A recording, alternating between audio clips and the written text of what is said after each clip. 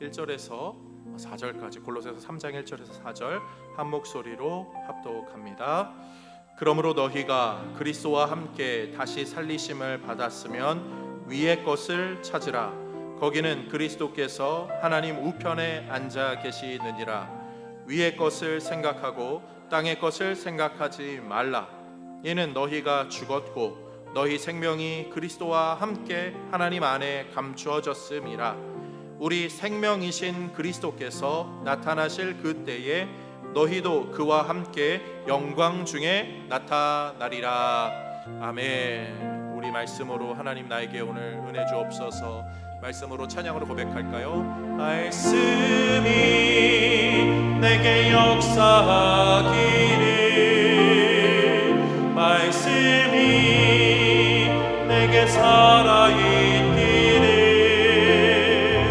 하나님 말씀을 듣겠나이다. 주님의 음성을 듣겠나이다. 말씀이 내게 역사하기를, 말씀이 내게 살아있기를, 하나님 말씀을 듣겠나이다. 주님의 음성을 듣겠나이다. 주님의 음성을 듣겠나이다.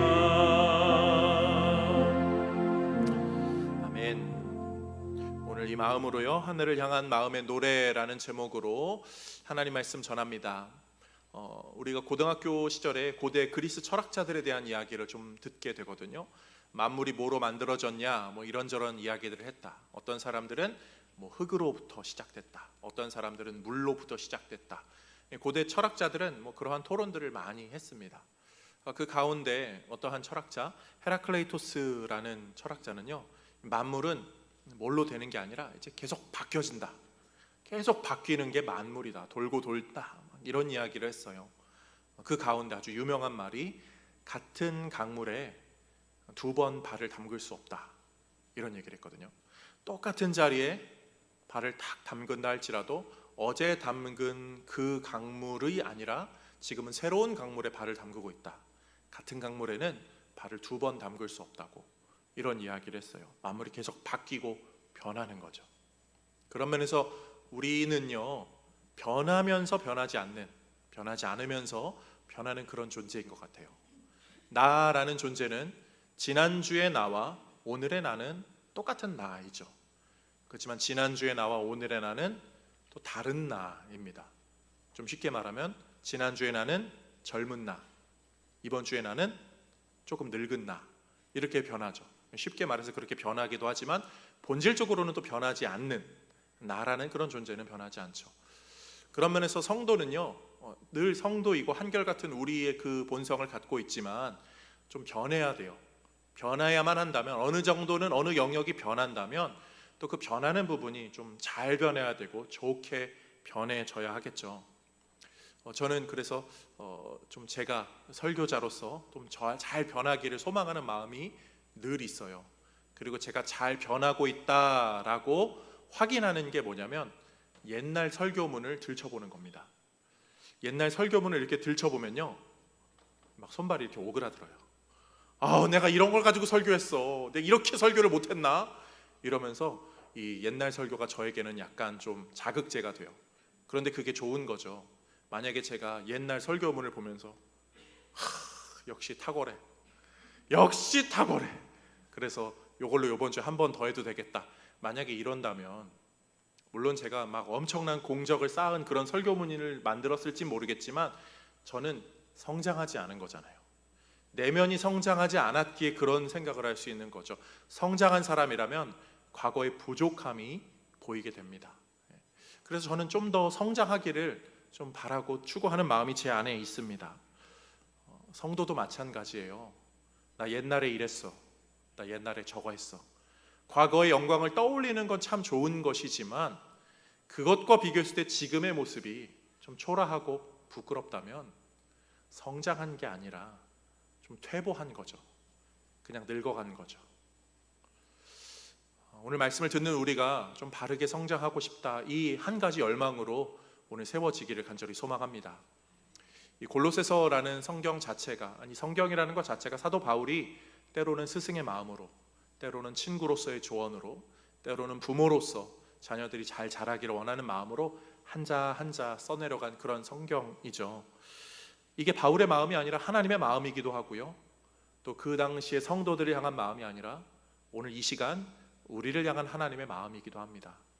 그런 면에서 우리는 어떻게 변화하고 어떻게 성장할 것인가, 말씀 가운데 좀 세 가지로 생각하면서 이런 비결로 성장할 수 있겠다 공감하시고 은혜 받으시면서 하나님 원하시는 바르게 함과 의로 교육하고 또 우리를 자라게 하는 하나님의 역사를 경험하는 우리 모두가 되기를 주님의 이름으로 축복드립니다. 세 가지를 볼 텐데요, 성도는 올바른 변화를 위하여서 가장 먼저 첫 번째로는요, 지침이 필요해요. 가장 잘 배우고 잘 성장할 수 있도록 지침이 있어야 합니다. 오늘 본문 1장 서두에 골로새서 1장 28절에 이런 말이 나와요. 우리가 그를 전파하여 각 사람을 권하고 모든 지혜로 각 사람을 가르침은 각 사람을 그리스도 안에서 완전한 자로 세우려 함이니.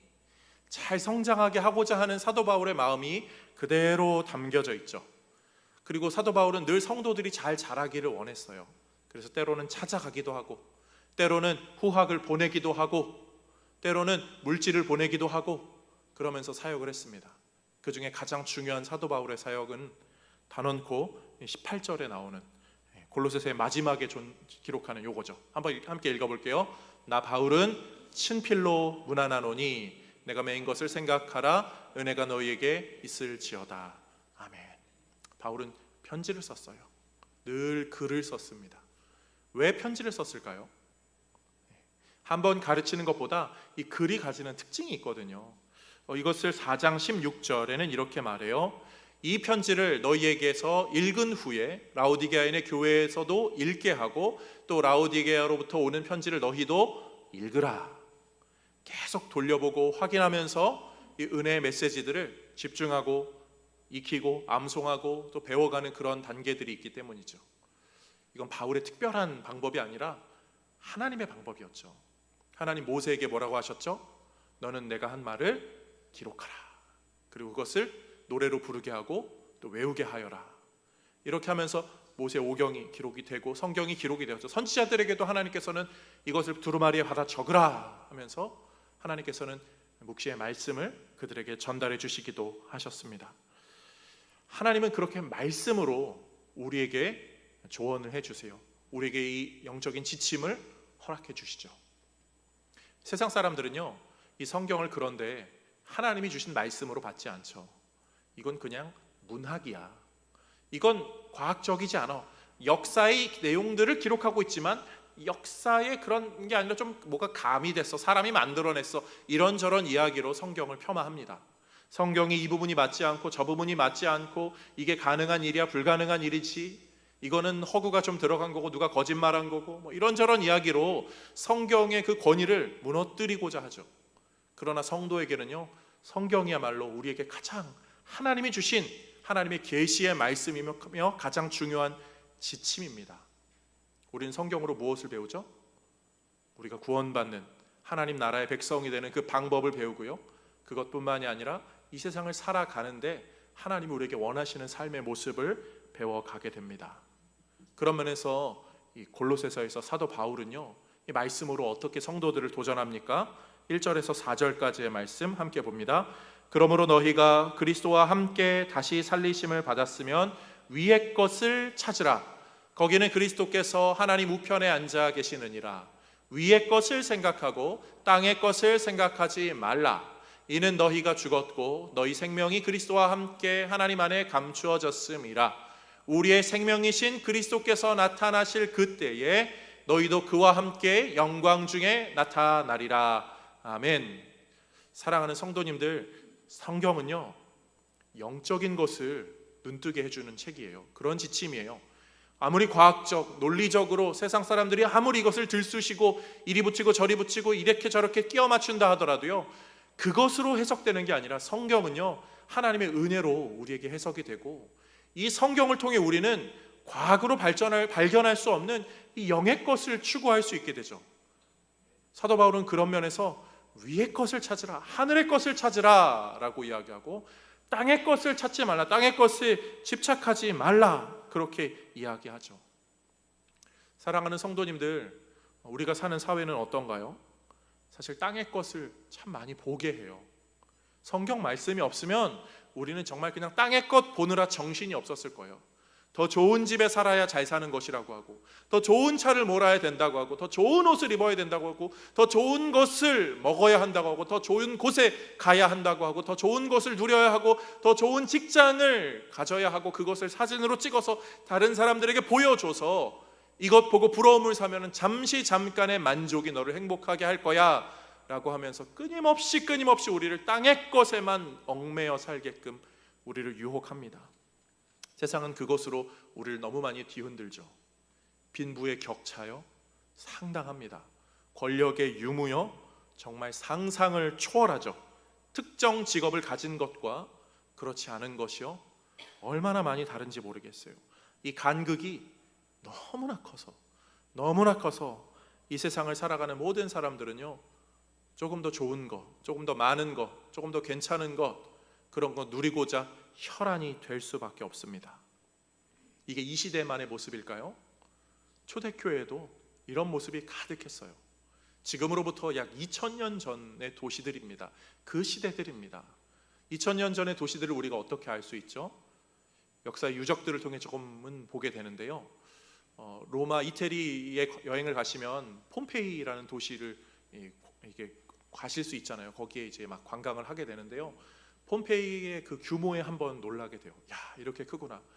저도 한번 가봤는데 가이드분이 그런 얘기를 하더라고요. 마음대로 돌아다니지 말고 이 가이드가 이끄는 대로 가시라고. 그래서 안 그러면 막 길도 잃고 좀 그럴 수 있으니까, 엉뚱한데 헤맬 수 있으니까 다 넓어서 어차피 오늘 하루에 다 못 봐요. 그냥 우리는 볼 것만 보고 갑니다. 이 정도로 규모가 크더라고요. 근데 베수비오산에서 화산 폭발이 되어서 10km 정도 떨어진 곳에 있는 폼페이가 15분 만에 사람들이 수천 명이 죽었다고 하죠. 순식간에 덮어졌기 때문에 도시의 원형이 그대로 잘 보존이 돼 있어요. 근데 폼페이에 가면 로마의 도시들과 함께 놀라는 것이 도로가 되게 잘 돼 있어요. 마차들이 이렇게 왔다 갔다 할 수 있을 만큼 길이 쫙 다져져 있습니다. 아피아가도라고 해서 로마의 그 통치 영역 아래 있던 도시들의 특징이죠. 이렇게 돌들이 이렇게 네모나게 쫙 잘 된 게 로마가 그렇게 잘했다고 하잖아요. 도로가 잘 돼 있고, 또 어디는 양 옆으로, 또 어디는 그 가운데로 밑으로 지하로 해서 수로가 있습니다. 그래서 물이 막 공급이 돼요.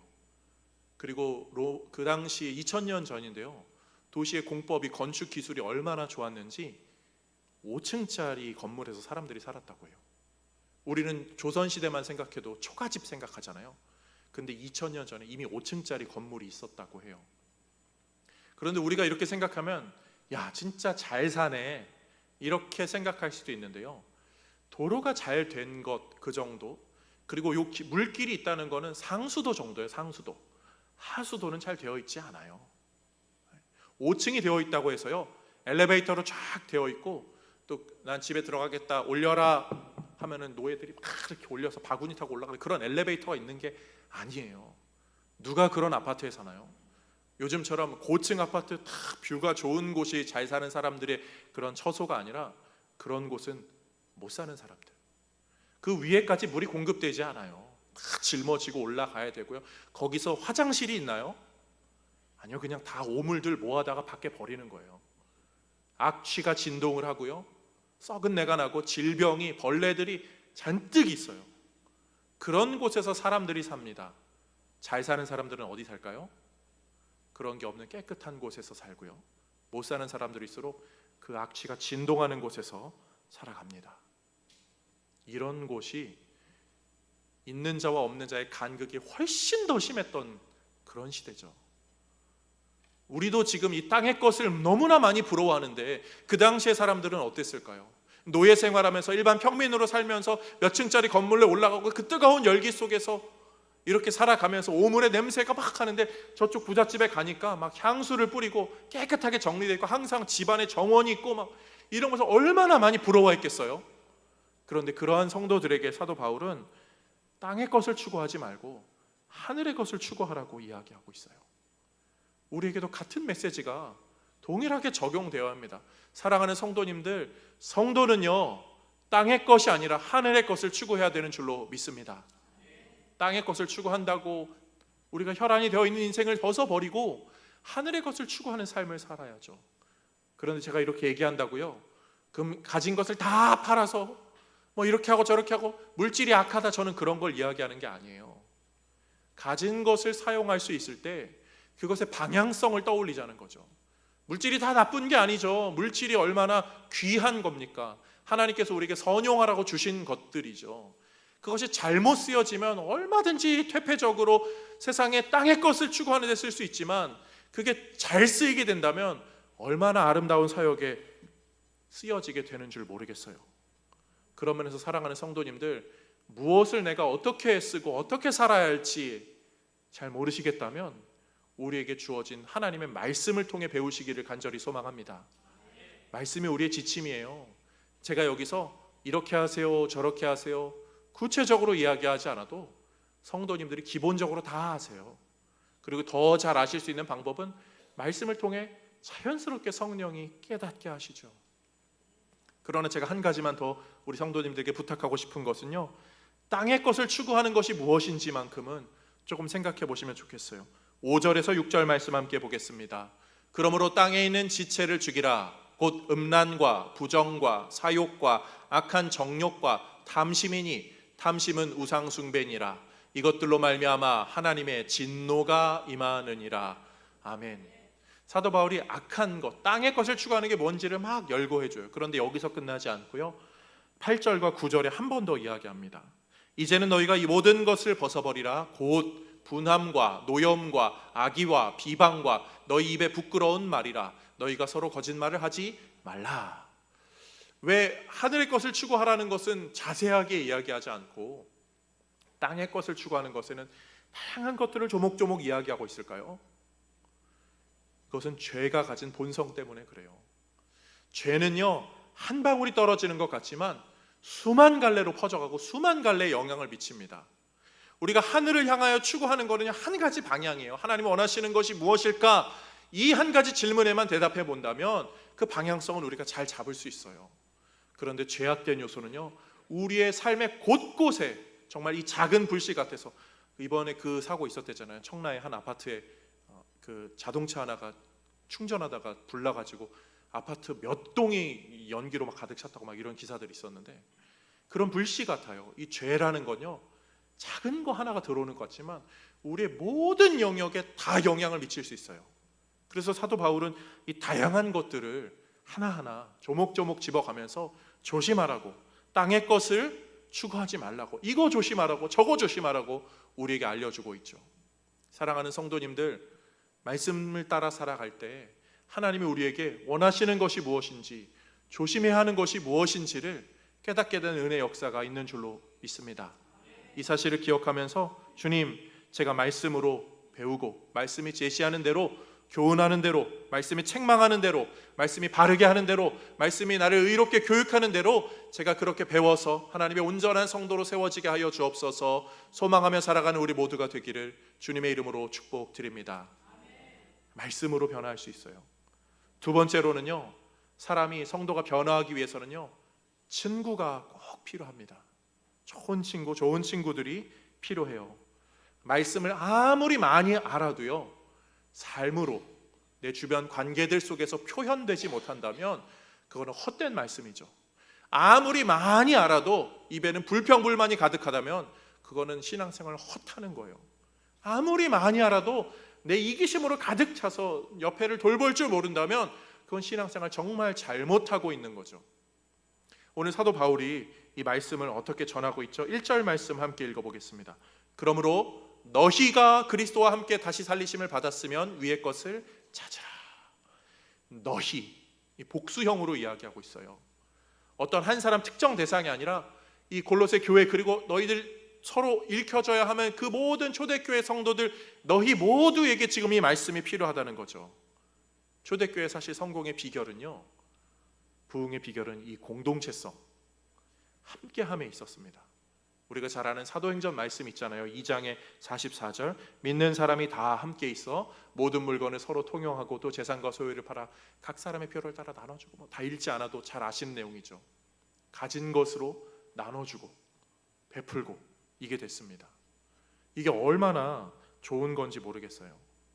사실 같은 노예고 같은 평민이고, 그런데 이 평민이 좀 다른 거예요. 왜요? 이 노예가 좀 다른 거예요. 왜요? 똑같이 아팠는데 여기는 어느 귀족이 와서 돌봐줘요. 어떤 친구들이 와서 막 감싸줘요. 이런 게 느껴지니까 초대교회는 경쟁력이 있었던 거죠. 사람들이 모일 수밖에 없었어요. 저는 교회가 지금도 추구해야 될 모습 가운데 이 모습이 분명히 있다라고 생각하고, 우리 교회도 그런 교회가 되기를 기도하고 있습니다. 사실 이 각박한 세상의 빈부격차가 얼마나 심한지 모르겠어요. 이 갭이요, 이 간극이 너무 커서 개인으로 감당할 수가 없어요.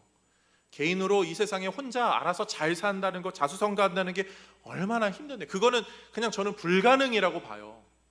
그렇기 때문에 우리 시대에 더 필요한 것이 이 공동체입니다. 공동체. 우리 다음 세대들이 마주하는 현실이 얼마나 비참한 줄 아세요? 우리가 상상하는 것을 초월하는 비참함이 우리 다음 세대들이 느껴지고 있죠. 제가 청년부 사역을 할 때 예전에 아이들과 이야기를 하면 그런 게 있어요. 목사님, 요즘에 얼마나 이 학교 생활하는 거 힘든지 아세요? 이런저런 이야기를 해요. 고등학교 때까지는요, 교복 입고 다니니까 그냥 잘 몰라요. 얘네 집이 좀 잘 산다, 이 정도만 알아요. 얘네 집이 좀 넓다, 뭐 부모님이 좀 잘 사는데 이런 정도만 알고, 그래도 뭐 같이 한 교실에서 뒹굴어야 되니까 그렇게 삽니다. 그런데 아이들이 대학을 가요. 부모님이 얘기해요. 너 이제부터 아르바이트 해야 돼. 너 생활하려면 그거 막 학비랑 교통비랑 다 하려면 아르바이트 해야 돼. 아르바이트를 시작을 합니다. 공부하면서 아르바이트가 정신이 없어요. 뭐 자취를 하고 기숙사를 생활하고 막 이것저것 하면 정신이 없어요. 친구들이 밥을 먹으러 가세요. 뭐 먹을까? 나는 지금 한 끼에 5,000원, 3,000원, 8,000원 여기서 해결해야 되는데 2만 원, 3만 원짜리 먹자고 그래요. 그 친구는 보니까 이미 대학에부터 차를 갖고 다니고, 부모님이 빵빵하게 지원해주는 최신 기기와 무엇들을 다 하고, 방학마다 해외에 나갔다 오고, 자기는 아르바이트를 해야 되는 거예요. 방학이 됩니다. 아르바이트를 하나 더 해서, 2개 더 해서 학비 보조에 더 힘써야 돼요. 그렇게 살아가요. 그리고 대학을 졸업합니다. 훨씬 더 큰 격차를 느끼게 되죠. 우리 아이들은 거기서 절망하는 거예요. 다음 세대들은 거기에 좌절하는 거죠. 이런 아이들에게 야, 하늘의 것을 추구해 말한다고 들을 수가 없어요. 하늘의 것을 추구할 여력이 없어요. 아이들이 연애를 안 하죠. 안 하는 게 아니라 못 한다고 하죠. 그런데 돈을 쓸 수가 없기 때문에. 그런 아이들은 이미 내가 조금이라도 그냥 좀만 더 숨 쉴 수 있는 그런 사회에서 살고 싶어요. 그냥 그렇게 조금만 더 여유 있는 곳에서 살고 싶어요. 하늘의 것 추구할 여력조차 없고 그냥 내가 조금만 더 잘 사는데 일단 거기에 내가 더 집중할게요. 우리 아이들은 지금 그런 시대를 살고 있어요. 그런 가운데 우리가 하늘의 것을 추구하려고 말로 한다고 아이들이 배울 수 없습니다. 오히려 그 아이들에게요, 하늘을 추구하는 공동체가 어떻게 사는지를 경험시켜줘야 돼요.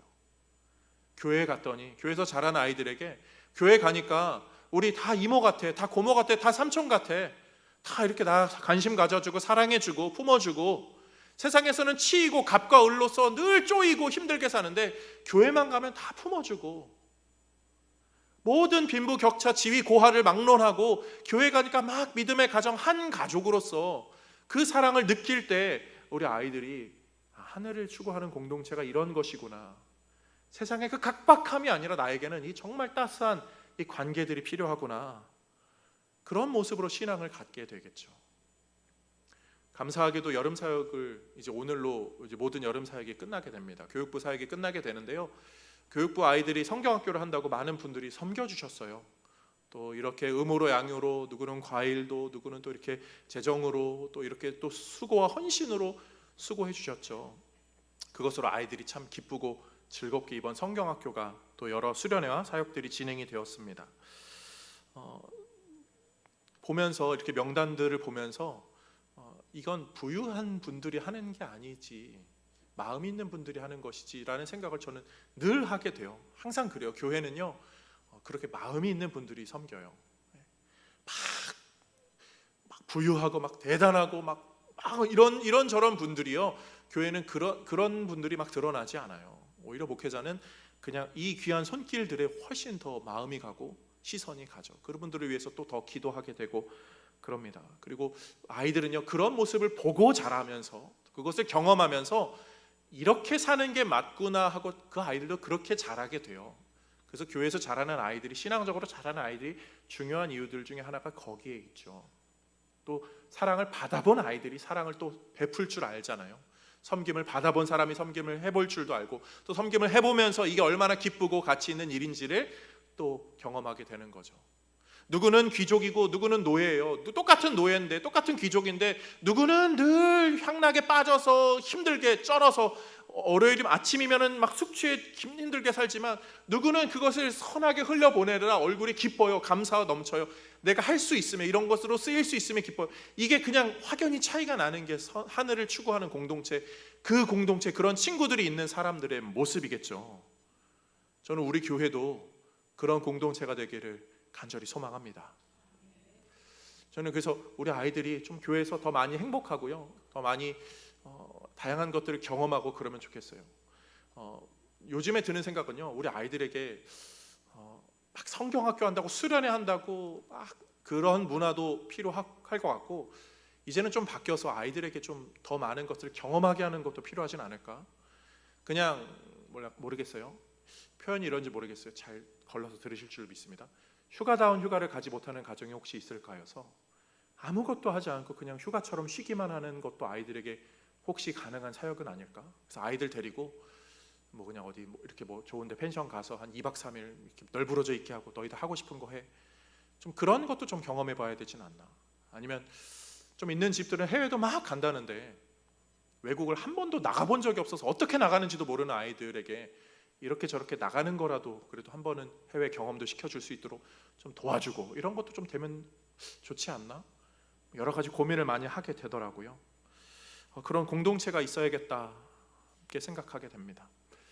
그런데요, 성도가 변화하기 위해서 그런 좋은 공동체만큼 또 중요한 친구가 하나 더 있어요. 그런 존재가 한 명 더 있거든요. 그것은 영적 지도자예요. 아무리 좋은 공동체도요, 지도자가 잘못 세워져 있으면 공동체가 바른 방향으로 인도함을 받을 수 없게 되죠. 그런 면에서 초대교회에는요, 사도 바울이라는 정말 걸출한 지도자가 있었죠. 옥중서신입니다. 자기가 죽을 위기에 놓여 있고 자기가 너무 괴롭고 힘든 삶을 살고 있어요. 그 당시에 감옥이면 1인실에 화장실 다 있는 그런 거 아니잖아요. 아무리 잘 되어 있다 하더라도요, 물론 사도 바울이 로마 시민이라 나름 잘 되어 있는 가택연금이었다고 하더라도 괴로운 삶이었습니다. 그런 가운데도 성도들을 생각하는, 공동체를 생각하는 그런 지도자가 바르게 세워져 있어서 교회는 성장할 수 있었어요. 요즘 시대에는요, 물론 저같이 그냥 어느 정도의 그런 목사보다 더 많이 배운 그런 전문가 목사님들, 교수님들이 유튜브를 보면 설교를 다 하고 계시더라고요. 그래서 제 설교 안 듣고 그분 설교 들어도 훨씬 해박하게 신앙생활 하실 수도 있어요. 저는 그런데 그게 때로는 독이 될 수도 있다고 봅니다. 왜 그러냐면요, 그냥 자연스러운 진리죠. 유튜브 보고 운동 잘 배워서 이렇게 헬스 같은 거 잘 하시는 분들도 있지만, PT 선생님이 옆에서 보니까 팔 운동 더 하셔야겠어요. 오늘은 하체를 해야겠네요. 몸의 상태를 보니까 어깨 관절은 당분간 쉬는 게 좋겠어요. 이러한 조절이 있는 것이 훨씬 더 건강한 비결입니다. 자신의 상태를 보고 맞춤으로 해줄 수 있는 거예요. 우리 여기 지휘자님 성악 전공하셔서 잘 아시겠지만, 조수미 유튜브로 배운다고 노래 다 그렇게 하는 거 아닙니다. 직접 사사 받아야지만, 너는 너무 제가 잘 모르겠지만 너무 목을 써, 너무 표정이 별로야, 이런 거 해줬겠죠. 이렇게 맞춤형이 있어야 돼요. 설교자도 마찬가지거든요. 신학교에 설교학 배울 때요, 항상 청중에 대한 이해와 고려 부분이 있어요. 나에게 맡겨주신 이 목양지에 대한, 청중에 대한 이해가 있어야 거기에 맞춤형 설교를 잘 할 수 있다고, 그런 설교를 해야 된다고요. 저 혼자 하늘에서 막 이런 영광스러워 막 혼자 막 좋아가지고 황홀해서 이런 설교를 하는 게 좋습니까? 아니에요. 우리 성도님들을 염두에 둔 설교가 있어야 돼요. 그렇다고 제가 오늘은 이 권사님이 꼭 들어야 돼 그렇게 하지는 않아요. 우리 성도님들을 놓고 기도하면서 설교를 준비하죠. 그래서 설교자가 그래서 설교를 잘하는 비결이 뭡니까? 라고 할 때 예전에 팀 켈러 목사님이 그런 얘기를 한 적이 있어요. 돌아가셨지만 엄청 유명한 목사님이거든요. 설교를 잘할 수 있는 비결을 어떻게 그렇게 잘할 수 있냐고, 신방을 하라고, 성도님들의 삶을 알라고 그 얘기를 하시더라고요. 그 얘기 듣는데 한번 띵 맞은 것 같았어요. 성도를 아는 만큼 그에 맞는 설교가 준비될 수 있다고 이런 이야기를 하시는데, 사도 바울이 그런 걸 잘했죠. 그래서 편지로 하나하나 저도 그런 것 같아요. 우리 성도님들의 삶에 대해서 맞춰서 잘 설교를 준비하고 그렇게 할 때 우리 성도님들도 더 은혜 받겠거니 생각하고 그런 사역을 저도 추구하고 갈망합니다. 제가요, 제 마음에 있는 목표나 기도 제목 중에 하나가 이런 거예요. 우리 목사님이라는 이야기를 듣고 싶다는 거죠. 우리 성도님들에게 저는 누구죠? 담임 목사님, 박 목사님, 태안 목사님 이렇게 될 수 있지만 우리 목사님 이게 먼저 나오는 그러한 경지가 언제쯤 될라나? 보니까 선배 목사님들 같은 경우는요 그런 분들이 계시죠. 우리도 저희 교회도 원로 목사님들 볼 때 저한테 이야기하면서 우리 목사 아니 원로 목사님을 이렇게 얘기하시는 분들이 있어요. 저는 그게 너무 부러워요. 성도에게 우리 목사님은 이 목사님이셔, 이 목사님이 나를 너무 잘하셔, 그리고 나를 위해서 기도해 주셔, 그런 존재가 있어야 된다는 거죠. 목회자뿐만이겠습니까? 우리 각 구역장들, 각 소그룹의 지도자들, 어떠한 이렇게 두세 사람의 관계 속에서도 누군가 그 공동체를 끌어주는 존재가, 그런 존재가 바른 영적으로 세워진 존재가 있어야겠죠. 지난 한 주간에 어떠한 성도님들하고 이렇게 좀 멀리 계신 성도님하고 잘 지내시냐고 안부 연락을 물으면서 이런저런 이야기를 하는데 긴 장문의 메시지를 보내주시더라고요. 그러면서 그 중에 한 줄이 이렇게 돼 있어요. 항상 제 마음속에 하나님을 온전히 믿게 해주신 분이 목사님이세요. 목사님 감사해요. 저한테 그렇게 메시지를 딱 보내주시는데 되게 감격했어요.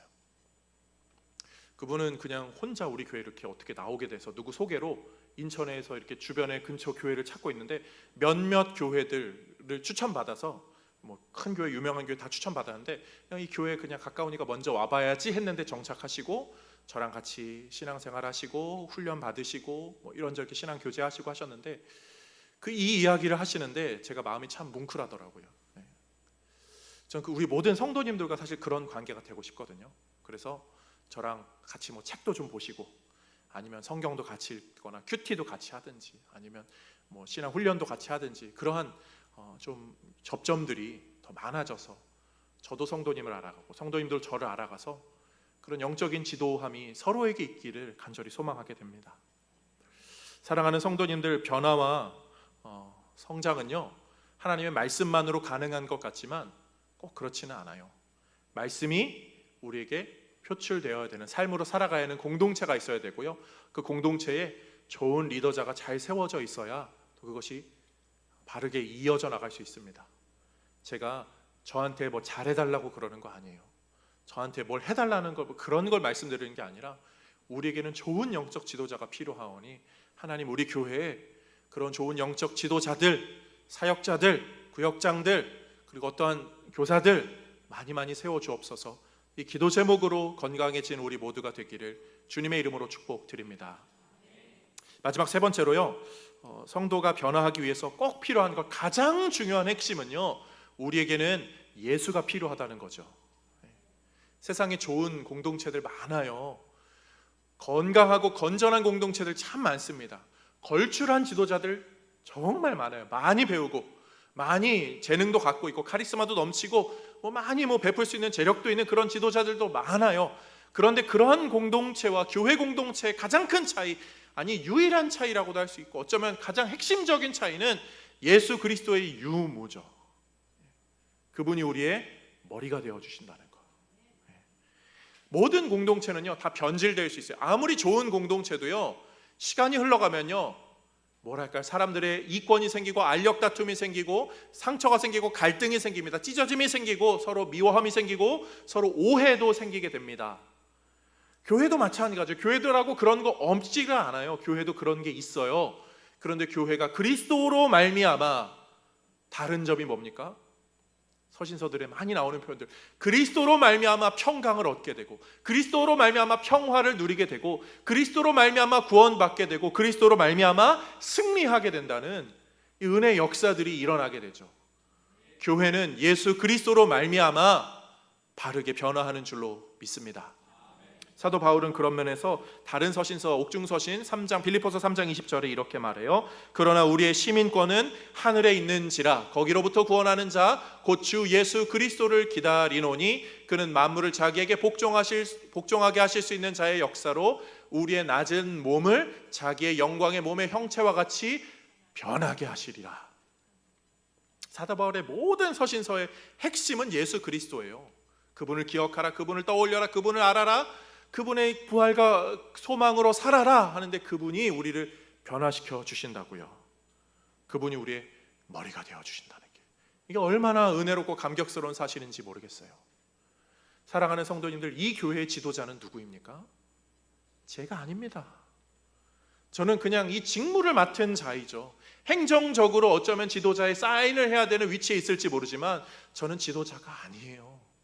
이 교회의 지도자는 유일하신 분, 머리 대신 예수 그리스도 한 분이신 줄로 믿습니다. 사도 바울도 아니에요. 사도 바울, 저는요, 사도 바울과 저를 비교해 볼까요? 사도 바울이 옥에 갇혔어요. 저는 옥에 갇히면 어떻게 될까요? 사랑하는 성도님들, 박태환 목사입니다. 옥에 갇힌 지 37일째 저는 매일같이 뜬 눈으로 성도님들을 위하여 기도로 밤을 지새고 있습니다. 제가 그렇게 할까요? 저는 사도 바울처럼은 못할 것 같아요. 좀 흉내 내다가 지쳐 널브러지고 또 하나님 제가 왜 이럴까요? 막 이런, 저는 그럴 것 같아요. 저는 그런 연약한 존재예요. 그런데 제가 왜 이 자리에서 하나님 주시는 사명으로 소명을 갖고 살아갑니까? 우리의 지도자는요, 옥에 갇히는 죽음의 위협 정도가 아니라 죽음까지도 감당하신 분이세요. 우리의 지도자는 갈 수 없는 곳에 있어서 미안하다 편지 쓰는 사도 바울 정도가 아니라 아무도 갈 수 없는 그곳에서, 아무도 건널 수 없는 그곳을 건너서 우리에게 오셔서 우리를 그곳으로 다시 건너가게 하시는 그 은혜의 역사의 능력을 가지신 분, 예수 그리스도가 우리의 주인이시기 때문이죠. 아무리 어떤 우리의 환경이, 우리의 상황이, 우리의 실태가 우리를 괴롭게 한다 할지라도요, 사랑하는 성도님들, 우리의 소망은 예수 그리스도, 그분께 있는 줄로 믿습니다. 사람은 어떻게 변해요? 내가 변해야 될 것 같아 라고 느끼는 사람이, 동기부여 받는 사람이 어떻게 변해야 될지를 배우면서 그 변화의 그 다짐이 끊어지지 않게 계속적으로 이어지게 할 때 변하게 됩니다. 성도가, 교회가 이 땅 가운데 어떻게 바르게 변할 수 있나요? 말씀을 통해 죄성을 확인하면서 이 죄성을 버리고 내가 은혜로 살아야지, 그리고 이것을 가능케 하시는 방법이 예수 그리스도의 십자가구나, 그분이 나의 주인 되시고 나의 인생을 이끌어 주시는 분이지, 그분이 나 안에 내주하셔서 성령으로 늘 끌어주실 때에 그때 성도는 제대로 변하는 거예요. 그리고 교회는 늘 그 모습으로 새롭게, 보라 새 것이 되었도다, 보라 새 것이 되었도다, 그리스도로 말미암아 우리는 새 것이 되고 새롭게 변하게 되고, 우리가 더 이상 퇴보하거나 퇴화하거나 노화되는 것이 아니라 그리스도로 말미암아 성화되고 거룩해지고 영화의 길을 걷게 되는 은혜 역사로 이어지게 되는 것이죠. 하루하루 살면서 지치시죠, 힘드시죠. 그러면서 야, 앞으로 어떻게 살아 걱정하게 되는 시기들을 지내고 있는데요, 그럴수록 주님이 주시는 은혜로, 주님이 주시는 힘으로 공급받아 새롭게 성장하며 내가 나아가야지, 주님이 원하시는 모습으로 살아야지, 이 신실한 고백이 우리 모두에게 있기를 주님의 이름으로 축복드립니다. 그 마음으로 우리 함께 찬양으로 좀 고백해 볼까요? 목마른 사슴 시냇물 찾듯이 저도 주님을 늘 찾습니다. 주님 우리를 채워주옵소서. 함께 찬양합시다. 목마른 사슴 시냇물을 찾아 헤매이듯이 내 영혼 주를 찾기에 갈급하나이다. 다시 한번 목마른 사슴처럼 목마른 사슴 시낸 물을 찾아 헤매이듯이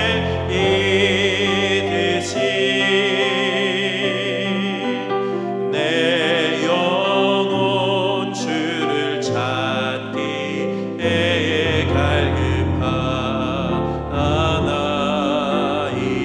주님만이 나의 힘, 주님만이 나의 힘, 나의 방패, 나의 참 소망. 나의 몸 정성 담아 져서 주님 경배하니. 주님만이 나의 힘입니다. 주님만이 나의 힘, 나의 방패, 나의 참. 다시 한번 주님만이, 주님만이 나의 힘, 나의 방패, 나의 참 소망. 나의 몸 정성 담아 져서 주님 경배합니다. 사랑하는 성도님들, 우리 하나님께서 예비하신 인생들이 우리임을 기억하시면 좋겠어요. 초대교회 성도들, 그 척박하고 각박한 세상 속에서도 하나님이 이미 예수를 준비하셨고 교회들을 준비하셨고 또 좋은 지도자를 통하여서 그들이 그 험한 세상에서도 은혜의 인생을 살도록 이끌어 주셨습니다. 우리에게도 하나님이 예비하신 은혜들이 있어요. 하나님이 예비한 사람들이 있고 교회 공동체가 있고 또 우리 인생 가운데 하나님이 주어지는 기회들과 재능들, 여러 가지 것들이 있습니다. 하나님 예비한 것, 하나님 은혜로 주시는 것 내가 잘 받게 하시고 주의 도우심 따라서 예수가 나의 방패이시고 나의 산성이시고 나의 피난처이시니 주님 의지하며 살아가는 인생 되게 하여 주옵소서. 개인의 기도 제목으로 하나님께 이 시간 기도하며 나아갑시다. 사랑하는 주님의 이름을 한번 간절히 부릅시다. 주여